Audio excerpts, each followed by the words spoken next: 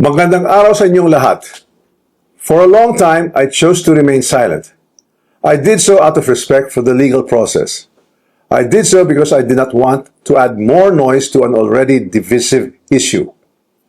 I did so because I believed that if I cooperated fully, submitted myself to the proper authorities, and answered every question asked of me, the truth would eventually speak for itself. But there comes a point when silence is no longer prudence. My silence has been abused and weaponized to build a narrative that is false, twisted, and unfair. So let me be clear. I will not keep quiet anymore. I will face this head on, and I will speak with facts because the truth deserves to be heard. Today, I am taking this opportunity to speak directly to the Filipino people. From the start of this controversy, I have been cooperative. I personally appeared before the proper authorities. I voluntarily submitted my affidavit to the ICI. I provided the information and documents asked of me. I did not hide. I did not run. I did not evade scrutiny.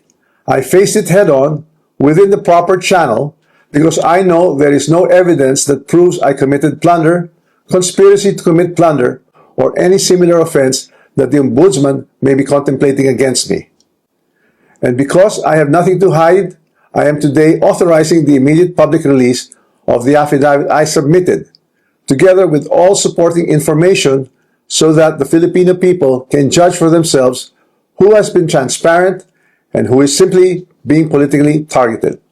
Now let us address the most absurd accusation of all, that I am supposedly the mastermind of this corruption scheme. How can I be the mastermind? I was the former Speaker of the House of Representatives, but the House of Representatives is only one part of the branch of government, the legislature. The national budget is not conceived, executed, implemented, bidded out, supervised, and completed by one congressman or even by Congress alone, and certainly not by the Speaker of the House. I want to make this simple and clear. The national budget does not depend on just one person. The budget does not begin in the House. It begins in the executive. The agencies and departments prepare their proposals. The executive consolidates them into the National Expenditure Program, and that program is then submitted to Congress. From there, the House deliberates, but the House is not one person, and it is certainly not the Speaker alone. It is a collegial body made up of hundreds of members, multiple committees, vice chairs, and institutional processes. In fact, there are around 85 committees, each with its own jurisdiction, leadership, and members. No speaker can personally control every committee, much less direct the actions of other branches or government agencies. And in the Appropriations Committee itself, there are already more than 100 members, with many vice chairs, and Representative Toby Tiangco, who has been very vocal and upfront on this issue over the past months, was himself a vice chair of the Appropriations Committee in the previous Congress. So I have to ask, if there were real concerns about irregularities in the budget process, why were these not formally raised during the deliberations, or even during the plenary? The budget deliberation does not stop in the House. The Senate also conducts its own deliberations, reviews its own version, and plays its own role in shaping the final budget, and it is not a bystander. It is an active constitutional participant in this process. After that, the House and the Senate reconcile their versions in the bicameral conference committee. Only then is the final bill transmitted to the President for approval or veto. So let us be honest about what becomes law. The national budget is not the act of one person or one chamber. It is the product of a constitutional chain involving the executive, the House, and the Senate. This is something I want the public to understand. The budget process is collective, multi-layered, and shared. Accountability must apply to everyone involved, not selectively assigned after the fact, and certainly not when it becomes politically useful. If corruption were to occur in a magnitude made known to us over the past months, then it's clear that the real corruption does not happen at the level of the general legislative approval alone. It happens at the level of execution of the General Appropriations Act. It happens when projects are implemented. It happens where projects are actually implemented, where procurement is undertaken, where monetary disbursements are actually made. And it happens when substandard projects are passed off as legitimate or when ghost projects are made to appear real. That is why command responsibility is far more logically relevant in the executive branch, where there is actually supervision, operational control, and implementation on the ground, than in the collegial legislative body, where constitutional role is deliberation and appropriation. Congress does not build flood control projects. Congress does not conduct procurement. Congress does not inspect whether a project was actually completed. Congress does not certify whether the work done was substandard or not. So if the allegation is that there was a systemic corruption in flood control implementation, then the public should ask the obvious question: where does implementation actually happen? Definitely not in the session hall of the House of Representatives. Here's the simplest way to test that theory that I am the mastermind of this scheme. If I were truly involved in a fraudulent scheme of this nature, then the first place one would expect to see that pattern would be in my own district, in the projects most easily associated with me. You would have seen it in Tacloban, but I say this with absolute certainty. You won't see it in my district. My district has 0 ghost and 0 substandard flood control projects. 0. And that is verifiable.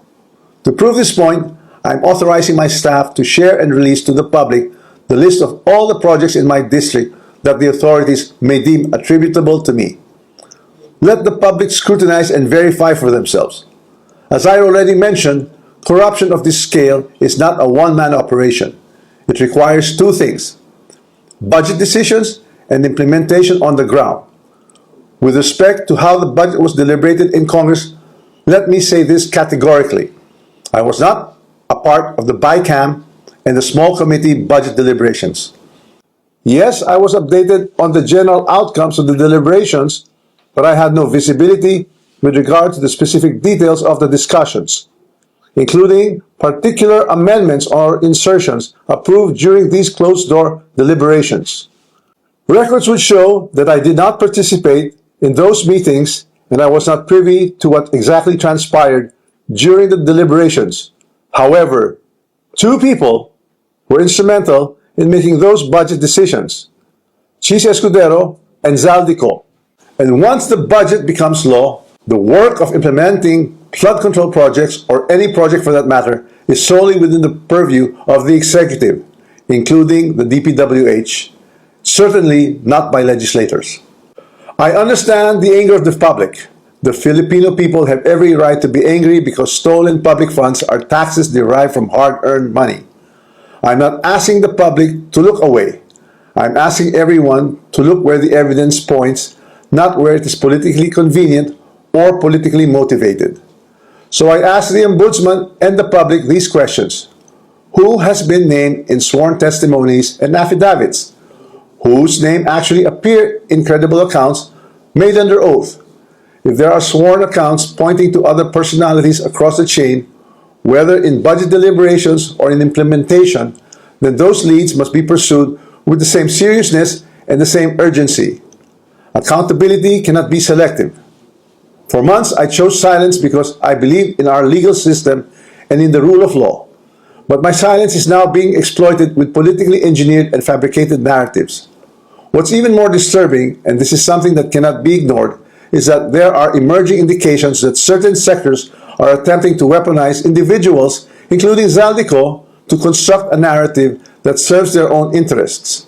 So when the legal processes is being used against me as a political demolition job, then I will have no choice but to defend myself.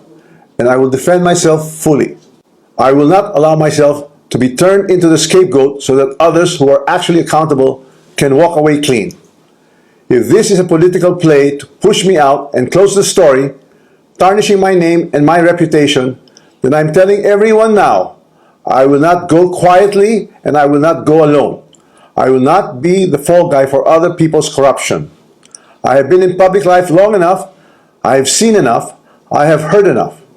I know many things about this current administration and past administrations as well. And I say this carefully. If this matter is to be handled as a legal issue, then let it be handled legally, soberly, and according to evidence. But if certain people insist on waging this in the court of public opinion, then I will have no choice but to defend myself publicly as well. To the Ombudsman, I say this with full respect. If your office truly believes in justice, then follow the sworn statements, follow the records, and follow the evidence all the way. Do not stop where it is politically convenient. Do not settle for the easiest headline. Do not confuse public pressure with prosecutorial duty. What I ask of the Office of the Ombudsman is simple. Follow the rule of law and due process. This is a serious matter, and it should be handled with seriousness, not with haste, theatrics, or shortcuts. I am ready and willing to respond to every allegation in the proper forum, through the proper pleadings, motions, and submissions that the law allows. And to those who think they can throw me under the bus to save themselves, this is what I have to say to you. I am ready to defend my name. My silence should not be mistaken for weakness, ignorance, or fear. I know enough to defend myself, and if I am forced to do so in public, I will. Maraming salamat po.